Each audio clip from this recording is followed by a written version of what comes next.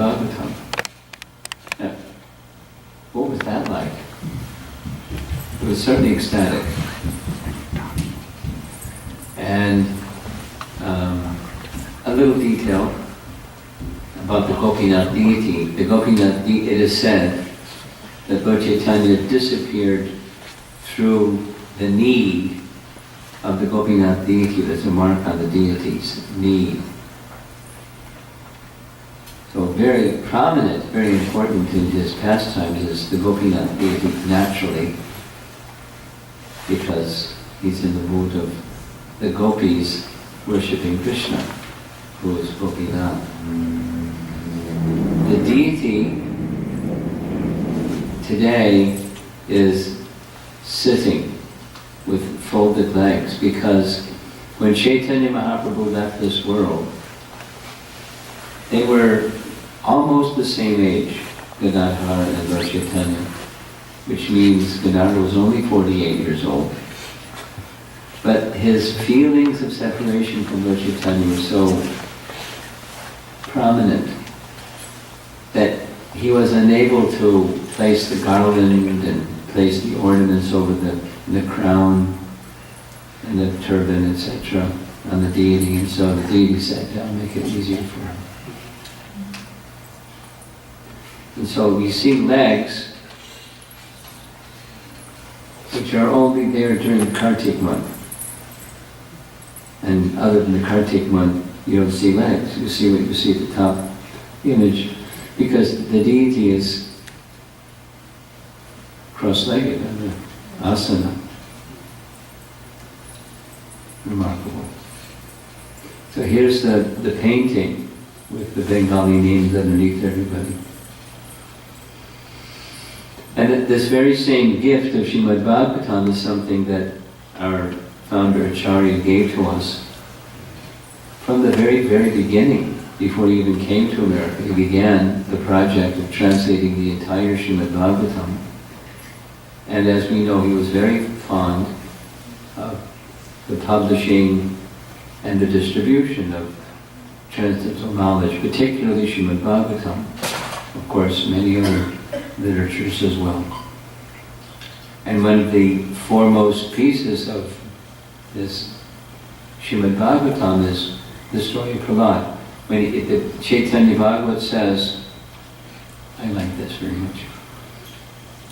He would hear the entire pastime of Dhruva and Prahlad Maharaj again and again. And after hearing it in its entirety, somebody upstairs. After hearing it in its entirety, he would say something we don't say in Hare Krishna movement.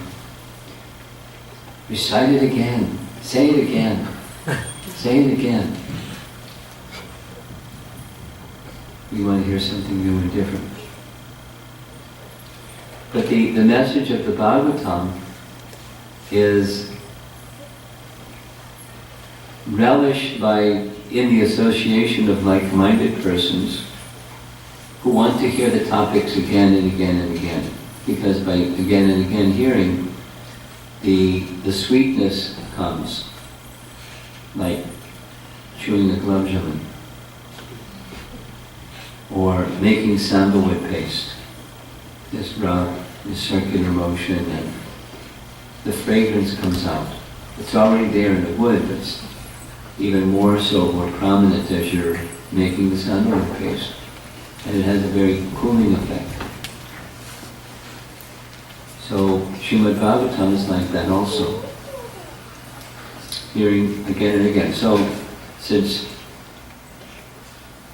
you're all somewhat experienced devotees, it's not that these stories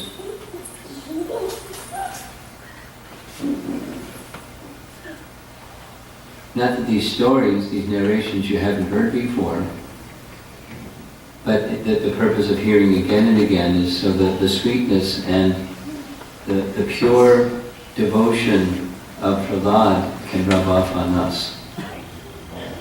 Here's Prahlad in Mayapur on Chandan Yatra. And at the beginning of chapter 6, which is the chapter where Prahlad is instructing his classmates.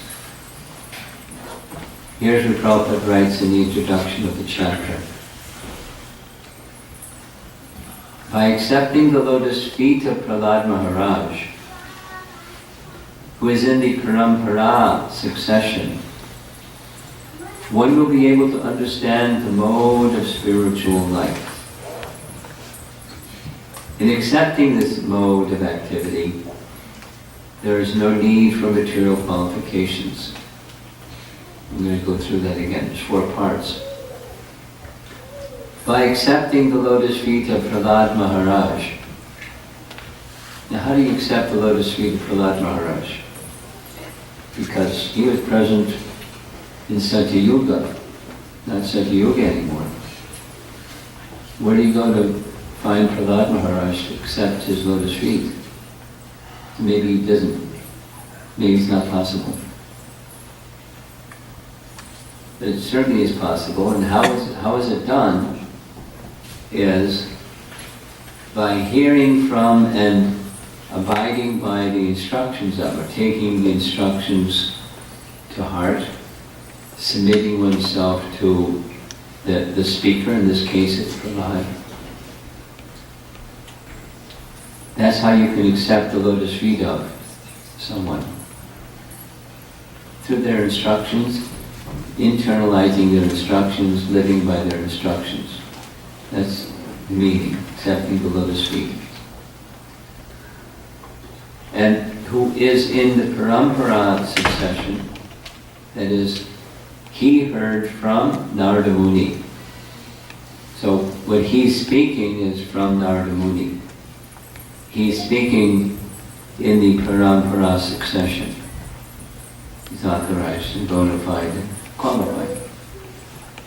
And if we do those 2 things, accept the lotus feet of Prahlad Maharaj, recognizing he's in the authorized disciplic succession, this part I underlined, one will be able to understand the mode of spiritual life.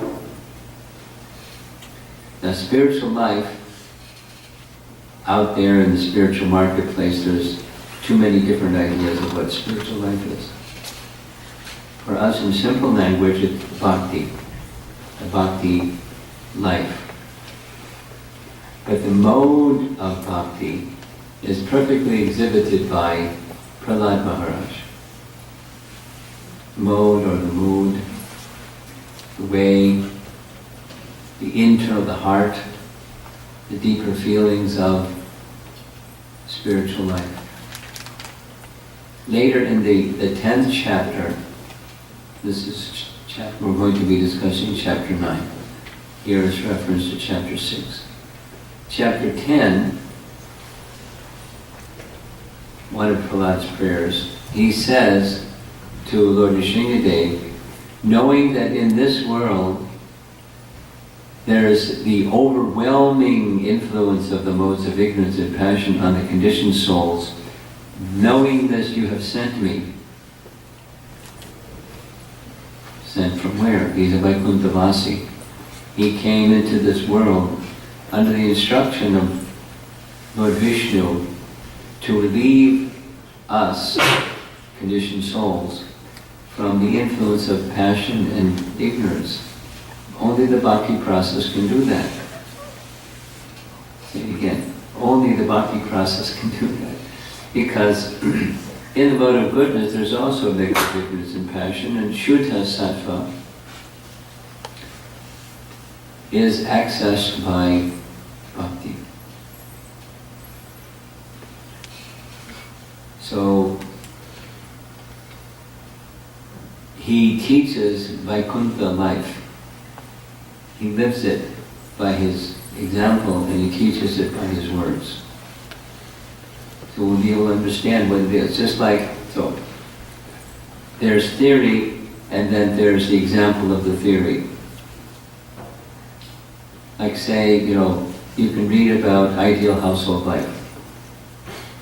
And then if you find an ideal household, you go, oh, that's what it looks like.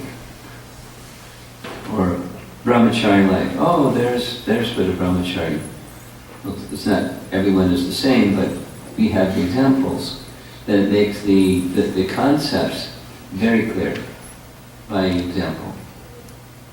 So Prahlad is displaying, by his life, he's displaying the mode of spiritual life perfectly. You have to accept his lotus feet, then you can understand it. You can enter into it. And the final is that there's no material qualifications needed.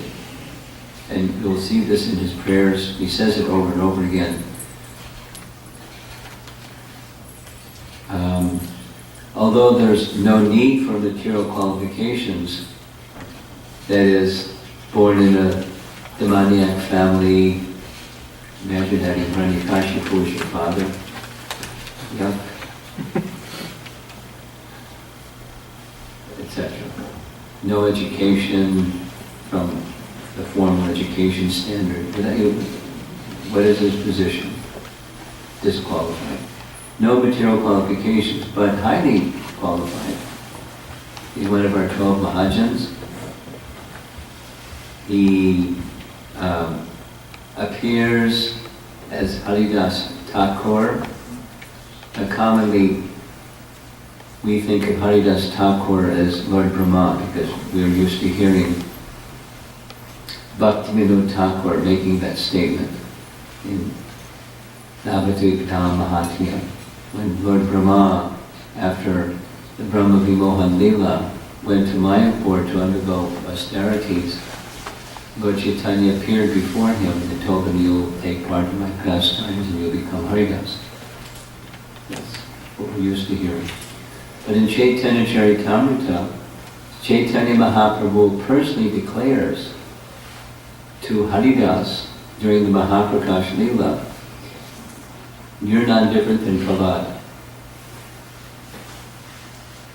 So he has both of these personalities within him, Prahlad and Haridas Thakur. So such humility and constant remembrance of the personality of Godhead. Chaitanya Mahaprabhu taught the Shikshastaka, the way by which one can constantly chant the holy name.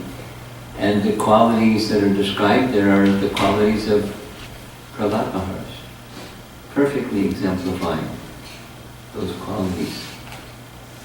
And commonly, when we regularly hear Srila Prabhupada speak, he uses this phrase, para dukkha dukhi,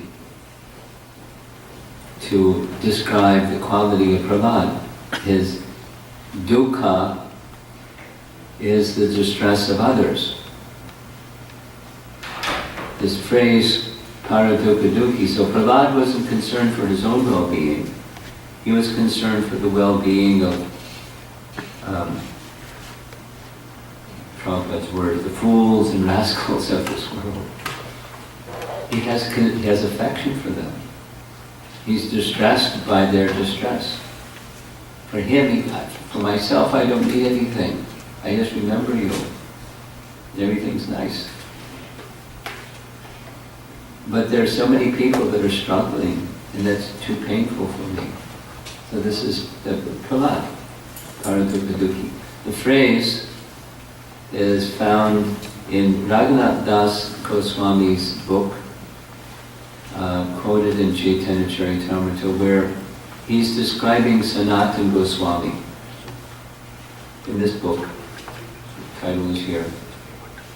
Raghunath Das is saying,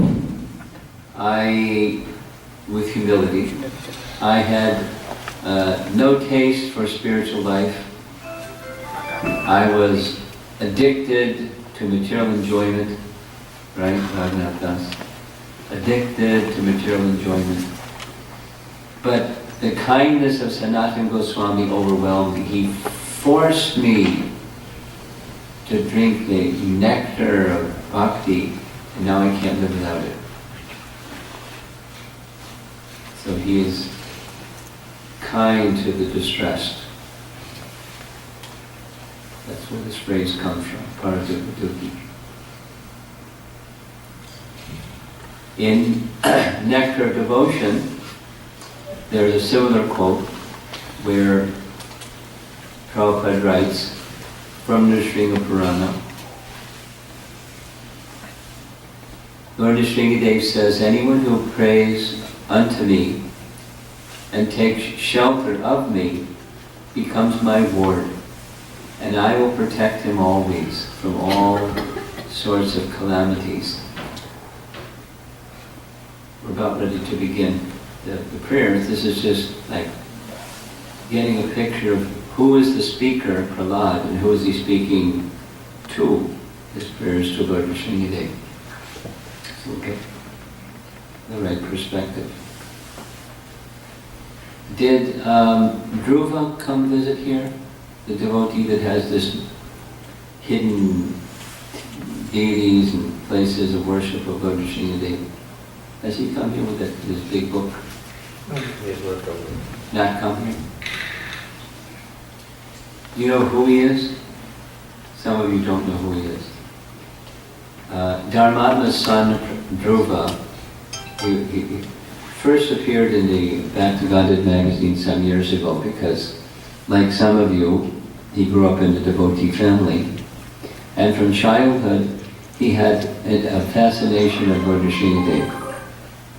And so it grew and grew and grew, and it's still growing and growing. So he saved up his pennies and nickels and dimes, and but when he was old enough to travel, 18, 19 something, he went to India to visit temples of Jagannath, the temples of Nrsimhadev. Took pictures and did a Back to Godhead article on his visit to Ahovalam. That was like the center of it. But he didn't stop there. He went all over and took photographs, and he's so enthusiastic. So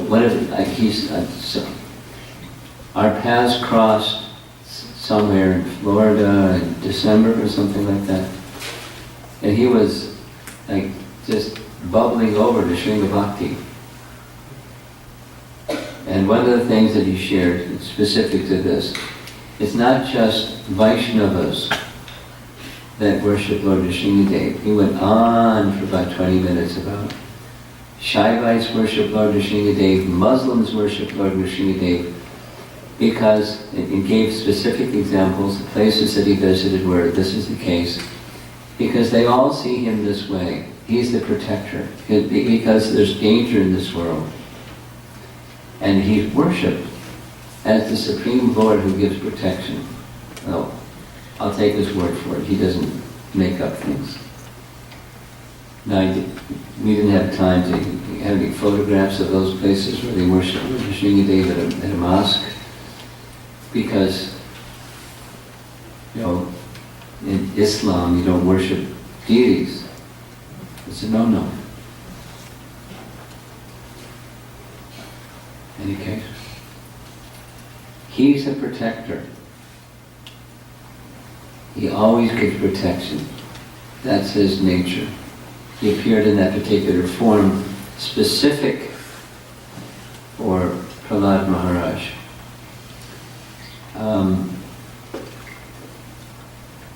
For Lord Chaitanya's followers, us, we understand this protection or destruction of obstacles in the path of devotional service, because that's really where danger lies, is the obstacles on the path of devotional service. So, have you noticed that in nectar devotion, of the 64 items of nectar devotion, one of those 64 items is worship of Ganesh. So the devotees asked Prabhupada, why didn't you teach us that one?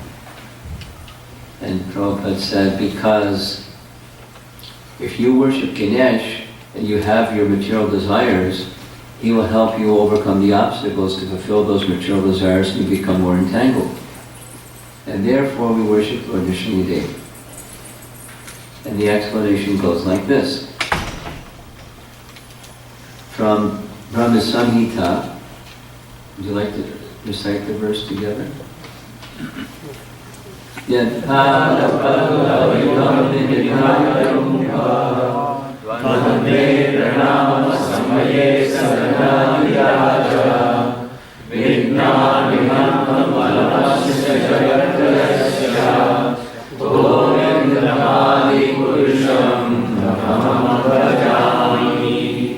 They put in big letters this Kumbha Dvandve. We all know what Kumbha means, a pot. And Dvandve means two. So these two pots, this is how Bhaktisiddhanta has translated it, the pair of tumuli, or Kumbha Dvandve, protruding from his elephant head. Elephants have this bulge or swell on the top of their head, two of them.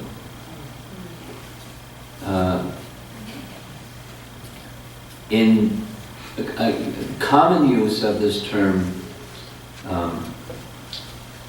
tumuli, that's Bhaktisiddhanta's very meticulous English language. The tumuli is plural. Tumala is a tomb. It's a mound. You know, in Christian culture, people are buried under the ground and they put a little gravestone. But in many cultures, especially a prominent person, they make a tumulus. And the plural is tumuli. It's a mound that marks where that person was buried. You know, an elevated, special personality. And so that's what tumuli means.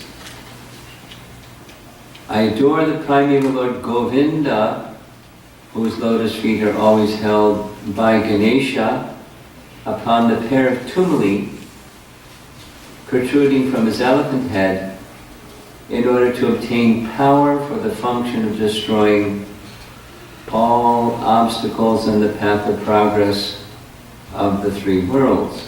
The path of progress of the three worlds, that's Karmakanda.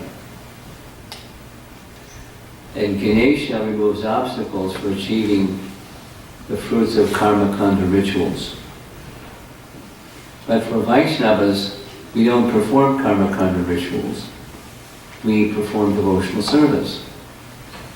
And it says in the verse, it's Govinda, the lotus feet of Govinda upon the tumuli of Ganesha enable him to help people overcome the obstacles in Karmakanda rituals. But that form of Krishna, our Gaudiya Vaishnavas have taught us that form of Govinda is Lord Nrsingadev. And it's Lord Nrsingadev's feet on Ganesha's head, on his pair of tumuli. So for the devotees, it's the lotus feet of Lord Nrsingadev that removes obstacles in achieving the goal of devotional service. For example, whenever we perform arti, Prabhupada didn't give us all this blah blah explanation. I am. It's if there have been some mistake in the course of carrying out seva, the deity seva, we sing the Nrsinga prayers. Bahir Nrsinga Hridaye Nrsinga Nrsinga Vadim Sharanam Prapadye. To remove any obstacle that may be the result of seva aparat. And in our life of devotion, not just in deity worship, if there's some aparad, if there's some obstacle that arises from our imperfectly performing devotional service, I'm pausing because we generally do make some mistakes in the devotional service. We worship Lord Nrsingadev. And it's a perfect fit for Goloka. There's some obstacles in reaching Goloka. Lord Nrsingadev is a very appropriate deity to worship, to achieve freedom from the obstacles in attaining the spiritual goals of our practice. So,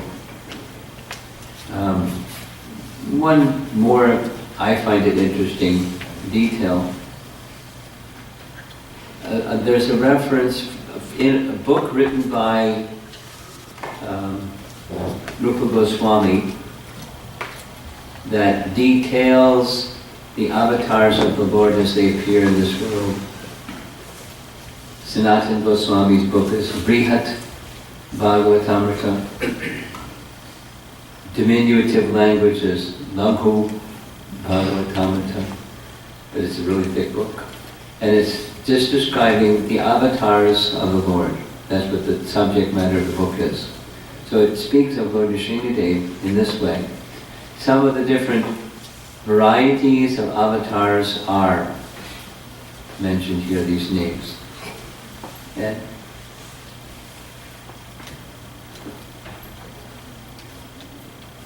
Paravastha, or Shad Aishvarya Purna avatars. That's the category of Lord Nrsimhadev. Let's start at the top.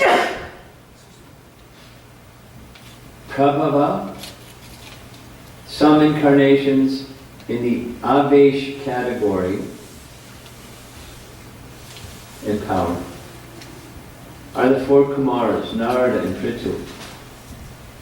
While Mohini, Dhanvantri, Hamsa, Vyasa, Datta and Shukla are some of the Prabhava avatars. So Avesha, Prabhava. The Vaibhava incarnations display more superior potency than the Prabhavas, and some of them are Matsya Kurma, Narayana Varaha, Hayashirsha, Krishnagarbha, Balabhadra, Yagya. Even more powerful are the Paravasta avatars, Nrsimha, Rama and Krishna, who each exhibit more power than the others. Now, this is detailed because we say Vishnu Tattva is all the same. They're all the same, but they don't exhibit all of the same potencies. And these different names, Sanskrit terminology, indicate degrees of the superior potency. And Lord Krishna alone is the source of all incarnations, and no other incarnation can supersede him. This is Laghu Bhagavatamrita.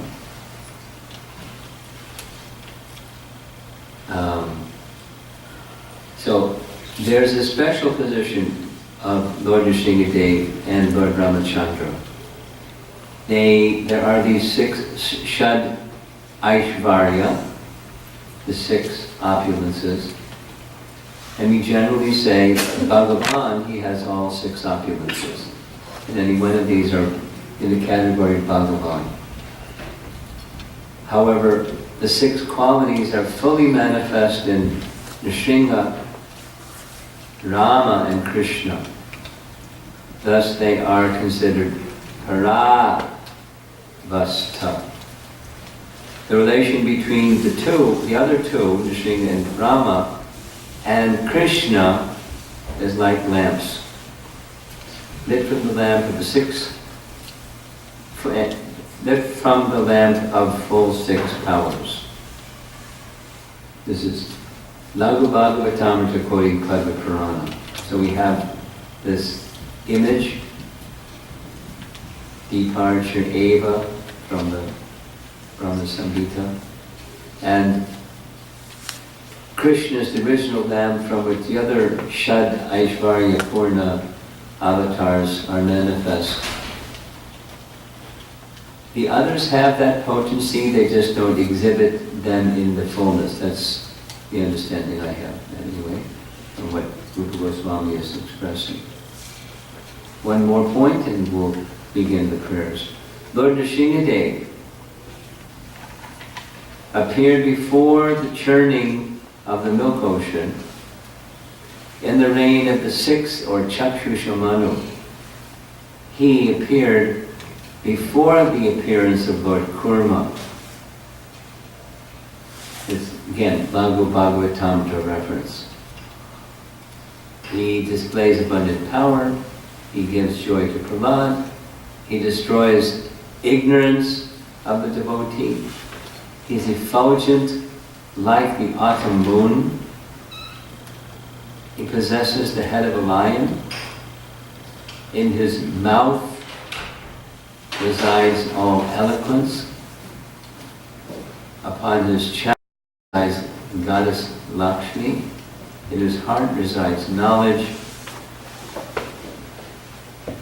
This is, the reference is Laghu Bhagavatamrita, but he's quoting Sridhar Swami's commentary of Bhavarti Dipika. That's his commentary on Srimad Bhagavatam.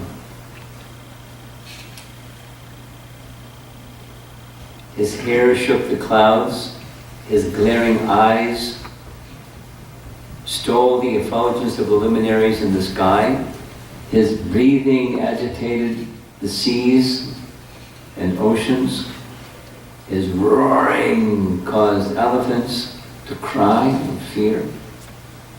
Airplanes, probably not 747s, unless this one's crashed twice. Airplanes were thrown into outer space and upper planetary system. Earth appeared to slip from its position by the pressure of his lotus feet. Hills and mountains sprang up by his intolerable force. He was heavy, loud, fearful. Though ferocious, he is as cool as the moon for his devotees. There's some appreciation of Lord Nrsimha because this leads into the very first prayer. He was fierce with Hiranyakashipu. Though ferocious, he's as cool as the moon for his devotees. Here's commentary on our first prayer that we'll be discussing. Although very ferocious, the lioness is very kind to her cubs. Similarly, although very ferocious to non-devotees like Hiranyakashipu, Lord Nrsimhadev is very, very soft and kind to his devotees like Prahlad. So, the first 7 verses are prelude to begins his prayers with text 8. I'll try to do this quickly. The great Saint Narada Muni continued. This whole 7th canto is being narrated by Narada to Yudhishthira. Starts with chapter 1, goes through the whole canto.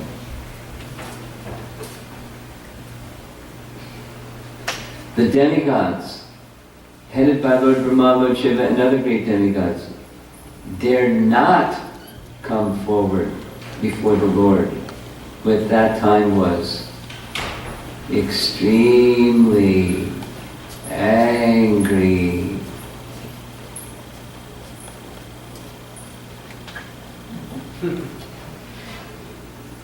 Now,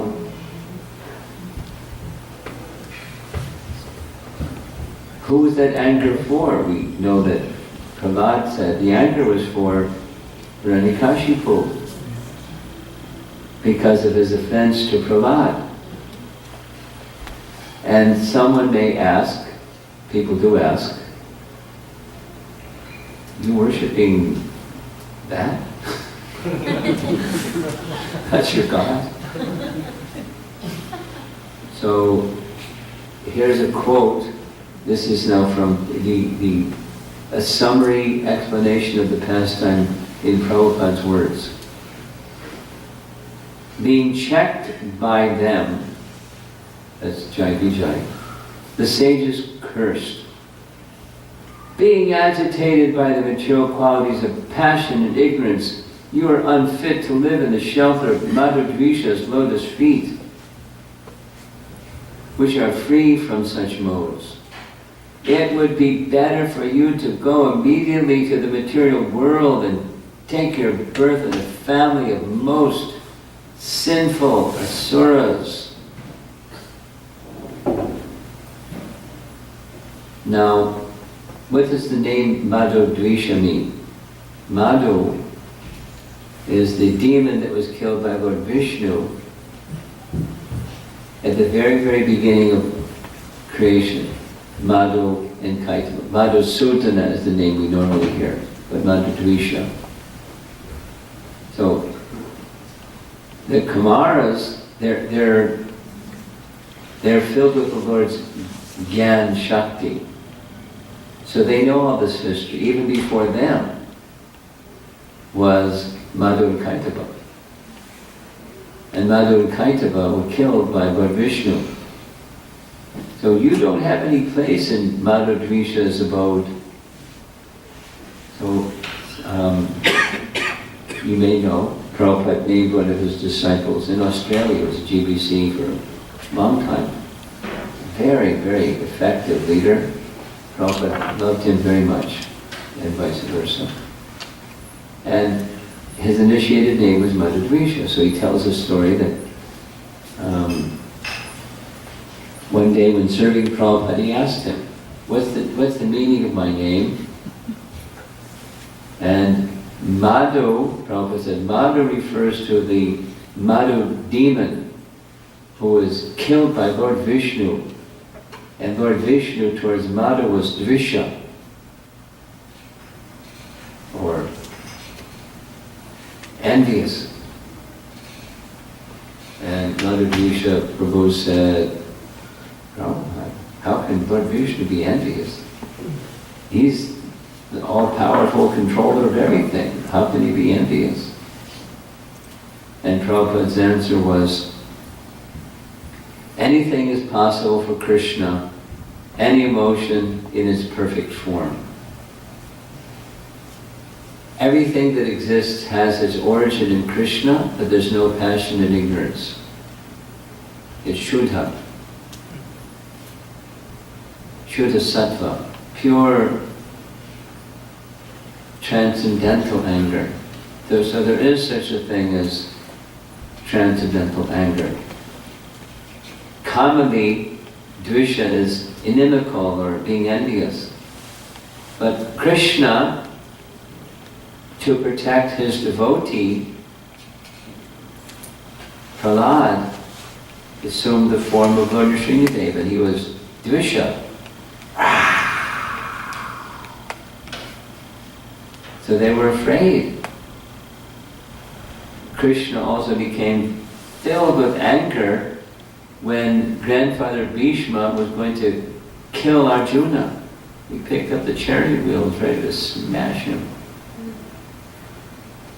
So the Lord sometimes exhibits this feature of anger because everything is possible in His pure form within Him. It's a mystery. And impersonalists and moralists don't get it. And sometimes neophyte devotees don't get it either. But it's not a mundane anything. The mundane anything is existing in its pure form within the personality of Godhead.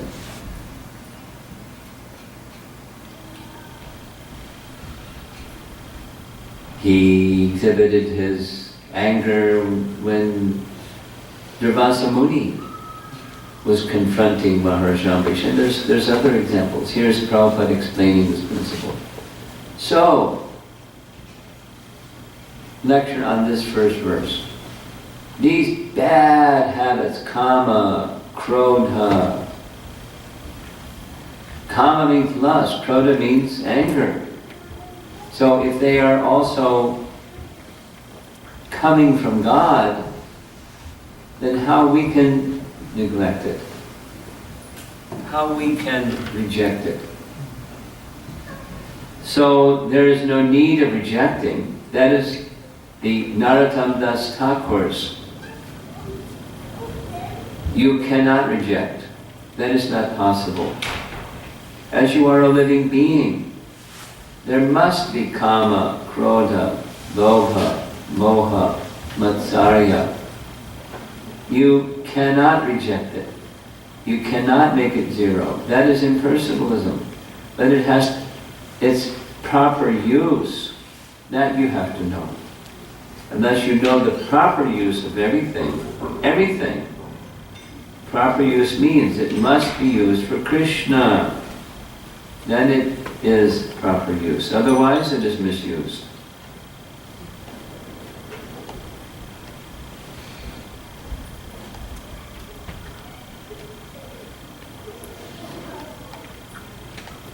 This reference to Narottam Das Thakur, he specifically explained not only Krishna, but the devotee. There's a proper use for this Kam, Krodha, Moha, Matsarya. With relation to Krodha, Bhakta, Dveshi, Jane. When there's Dveshi towards Bhakta, the appropriate is Krodha. You don't take it. Just be, peaceful. You speak up and speak something. If the devotee is being criticized, or there's dvesha towards a bhakta, anger is appropriate. Like he gives the example of Hanuman. When he found Sita, taught them a lesson, burned up the whole city of Lanka. And then he sat looking at the whole scene afterwards.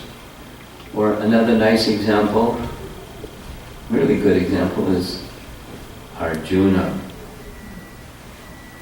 When Arjuna came to know that Jayadratha, is a long story, that Jayadratha was responsible for the generals that were ganging up on Abhimanyu to kill him. It's against the codes of Dharma. Arjuna became very angry. He took this terrible vow.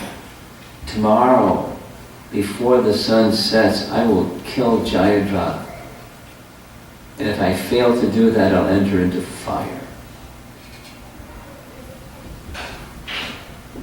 The Kauravas were delighted, because there was no way they were going to be able to kill Arjuna. But if Arjuna kills himself, take care of the problem.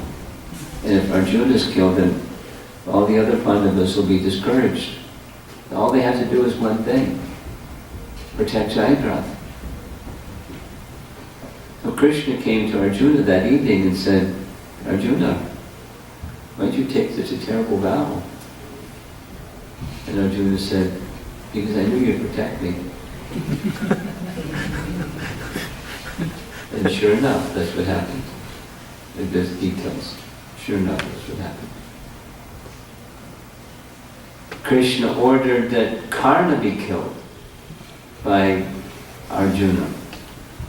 And when Karna protested, saying, what kind of religious principles are you upholding? You're having Arjuna shoot an arrow at me when I'm on the ground with no weapons. Similar to like what Bali was saying to Ram. Krishna is saying, you're who are you speaking Dharma? All of so many activities you've done that are totally adharmic, you deserve the death penalty. Here it comes, and you get the good fortune of being killed by Arjuna.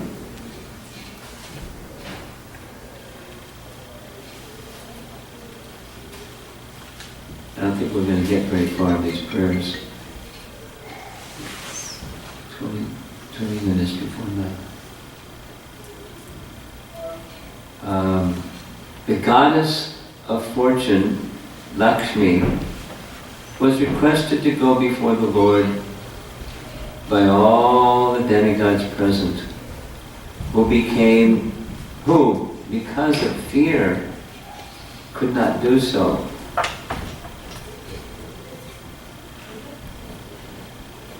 But even she had never seen such a wonderful and extraordinary form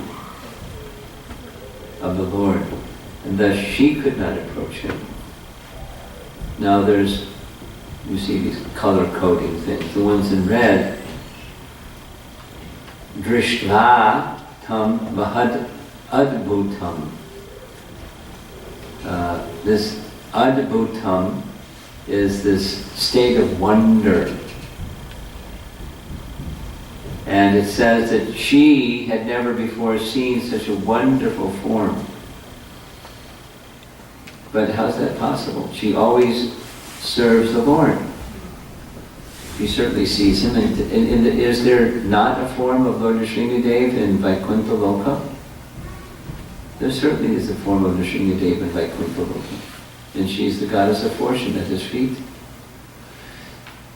The Lord has unlimited forms and bodily features shown in that artistic illustration. These are all situated in Vaikuntha, yet Lakshmi Devi, the goddess of fortune, being inspired by Leela Shakti, could not appreciate this transcendental form of the Lord. We'll hear some more about this Leela Shakti in this message. In other words, for the common man, the form of the Lord as Nrsingadev is certainly unseen and wonderful. But for a devotee like Prahlad Maharaj, such a fearsome form of the Lord is not at all extraordinary. By the grace of the Lord, a devotee can very easily understand how the Lord can appear in any form he likes. Therefore, the devotee is never afraid of such a form.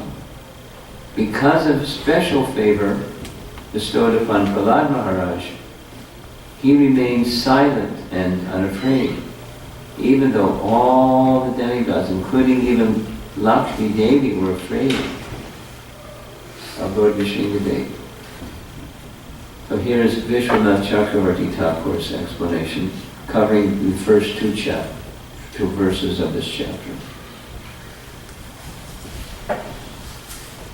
In the 9th chapter, Prahlad, ordered by Brahma, approaches the Lord and offers prayers so that the devatas can approach him. What to speak of others, even Lakshmi could not calm Nrsinga. Prahlad, however, understood that Nrsinga was the embodiment of affection, although he was angry. Though she had seen Nrsinga in a previous kalpa, and though Nrsinga is always present in Vaikuntha, the impression of not having previously seen or heard about this form was produced by the Leela Shakti in order to make everyone taste Adbhuta Rasa, the mood of astonishment. Interesting, huh?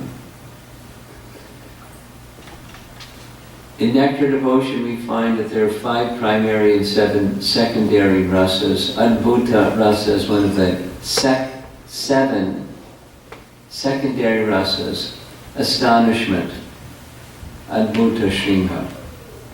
So she was experiencing Adbhuta, astonishment, by the influence of Leela Shakti, so that secondary rasas enhance and strengthen the primary rasa, although they temporarily cover the primary rasa, kind of like a tsunami covers the land, and then the tsunami recedes, then it's just back to normal again. So secondary rasas eclipse the primary rasa, and she, by the influence of Leela Shakti, that's one of Krishna's potencies, was astonished to assist the other devotees in similarly tasting Adbhuta Rasa. That's Vishwanath's explanation. Very interesting. Now I don't know how long I should go. There's 5 more verses in this section. Should we stop because it's 8:45, and then just continue later, or should I finish?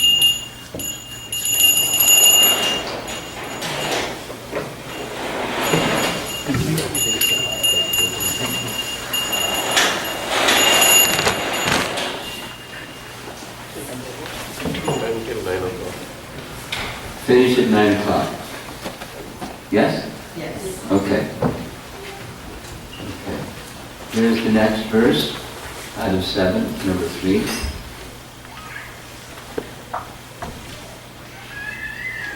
Thereafter, Lord Brahma requested Prahlad Maharaj, who was standing very near him, "My dear son, Lord Nrsimhadev is extremely angry at your demoniac father. Please go forward and appease the Lord." Kupitam, extremely angry. So, on the left, that's Lord Brahma, and he's directing Prahlad to go before Lord Nrsimhadev, and obediently taking the orders of his superiors upon his head, he's going before Lord Nrsimhadev. He was extremely angry.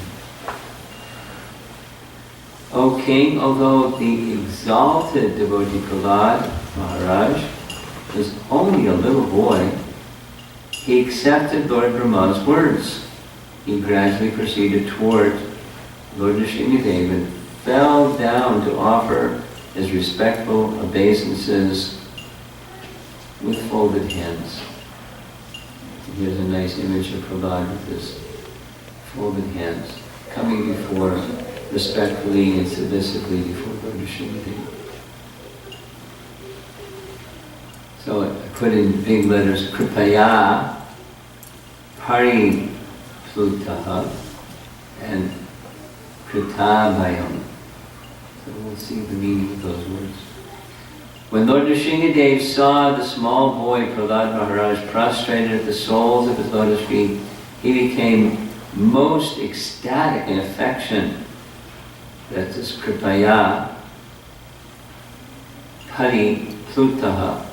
He was ecstatic in affection towards his devotees. So imagine what that was experienced by Prahlad. This wave of ecstatic affection coming directed to Prahlad. Raising Prahlad, the Lord placed his lotus hand upon the boy's head, because his hand is always ready to create fearlessness in all his devotees. That's this Kritabhayam, creating fearlessness. That's Lord Nrsimhadev's appearance. He appears in that form not only to comply with the benedictions that were given by Brahma, but this is his form, granting fearlessness to all his devotees. Here's Prabhupada's lecture on this verse, Mayapur. So, to become devotee or favorite to the Supreme Personality of God, it is very easy. It's not at all difficult. Here we see the example, Prahlad Maharaj, 5-year-old boy, being a devotee. He only knows the Supreme Lord, and he offered obeisances. That is his qualification. Anyone can do that. Anyone can come here in the temple and offer obeisances. Where's the difficulty? Simply one must have the sense that here is the Supreme Personality of Godhead, Krishna, or Nrsimhadev, or any one of his multi-expansions. In the material world there is fear. The necessities of the material world are 4. Ahara, Nidra, Bhaya, and Maituna. Eating, sleeping, defending, and mating. In this material world, everyone is in fearful consciousness. sada samudvigna diyam. That phrase, sada samudvigna diyam, that's Prahlad. It's Prahlad speaking to his father, describing the condition of materialistic people. Sada, always, samudvigna diyam. Their diya, their intelligence, their consciousness is always samudvigna, fearful.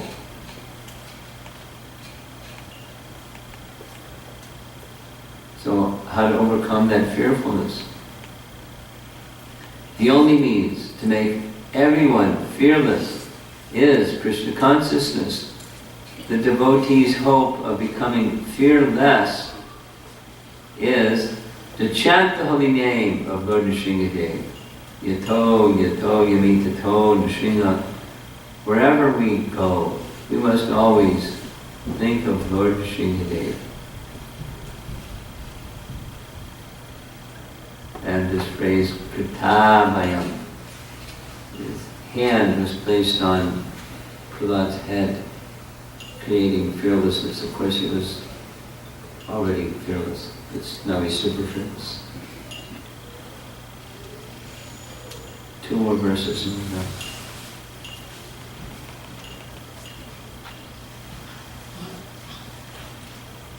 done. Dutta kila shubha.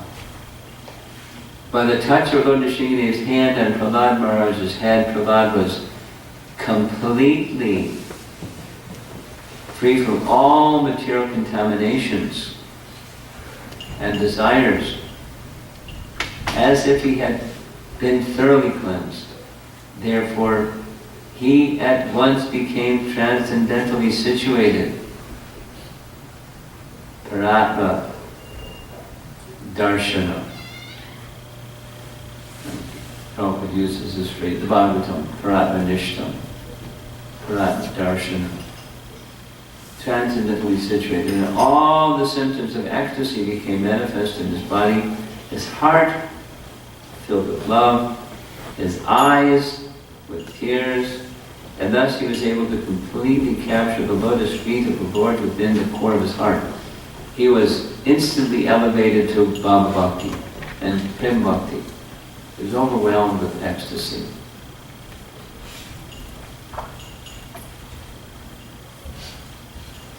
Seeing the Lord eye to eye, who can say what Prahlad's feelings were?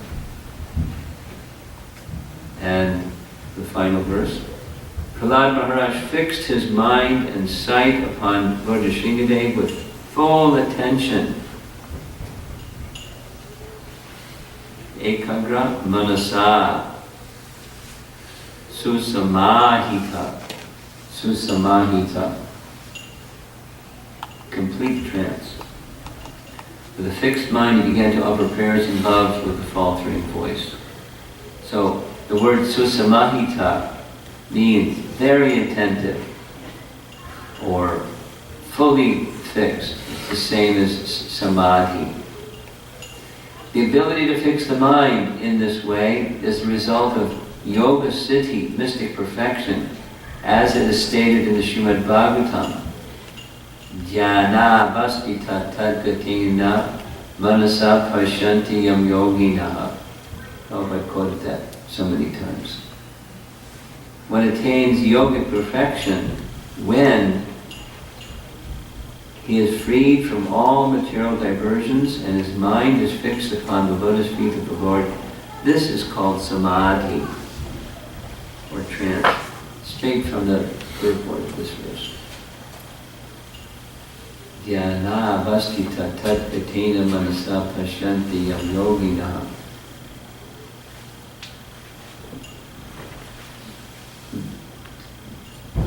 This, hearing those words, the vibration is,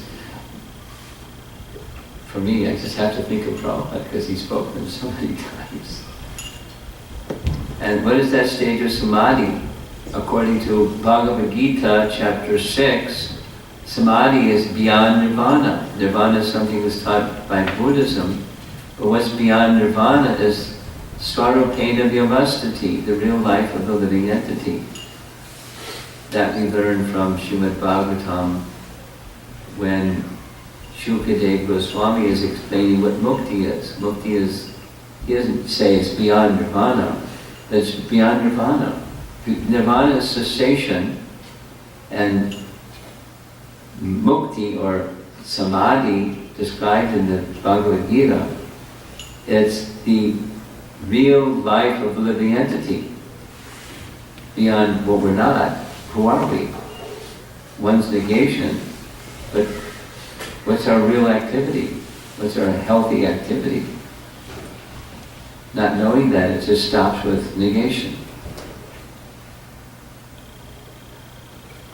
Prahlad Maharaj attained that stage beyond the senses because he was engaged in service. He felt transcendently situated, and naturally his mind and attention became saturated in transcendence. In that condition, he began to offer prayer as follows.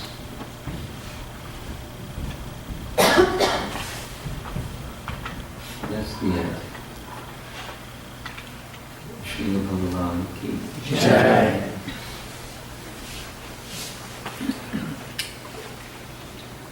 Any discussion?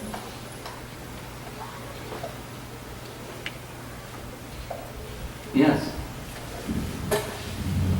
Maharaj, in one of the slides you mentioned Lord Nrsimhadev appeared before the sixth Manu. That's Bhagavad Bhagavatamrita. I'm trying to understand, does Lord Nrsimhadev appear in every Divya Yuga?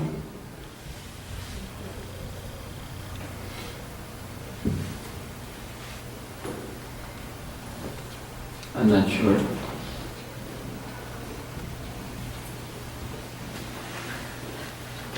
It's multiple. It's for sure it's multiple. But every, I don't know.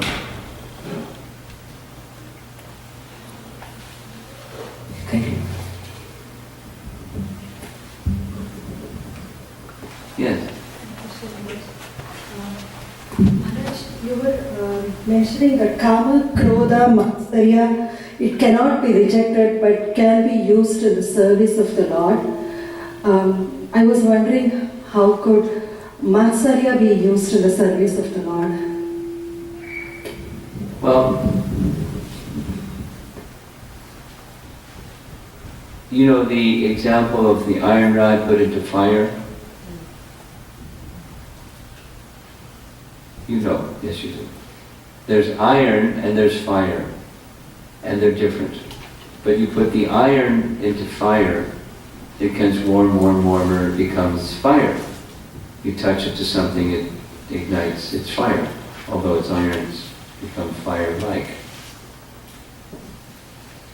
So, to do any of these things, the the enemies of the conditioned soul, unless one is in pure consciousness, then it'll lead to contamination. It is contamination, will lead to further contamination. So to understand the principle it requires pure consciousness. Hanuman had pure consciousness, so he could be angry and for service to Ram. So same for each of those. Lust. We use the word lust, but what's lust that's free from the modes of nature? It's the affection of the residents of Vrindavan for Krishna, for example. And so we must not imitate, but the description, for pure devotees is, the gopis had lust for Krishna, but it's not a mundane lust. Their senses are meant for the satisfaction of the senses of Krishna. They decorated themselves to please Krishna, not the other way.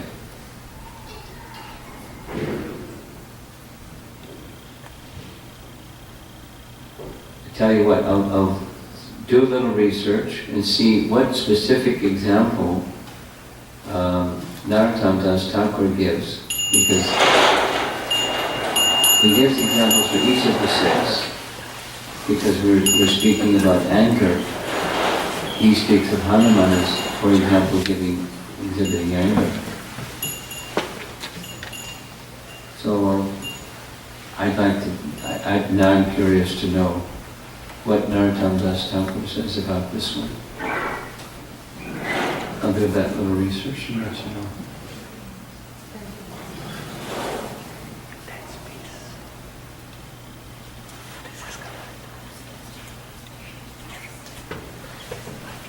Prahlad Srimad Bhagavatam ki His Holiness Romapada Maharaj ki Jai.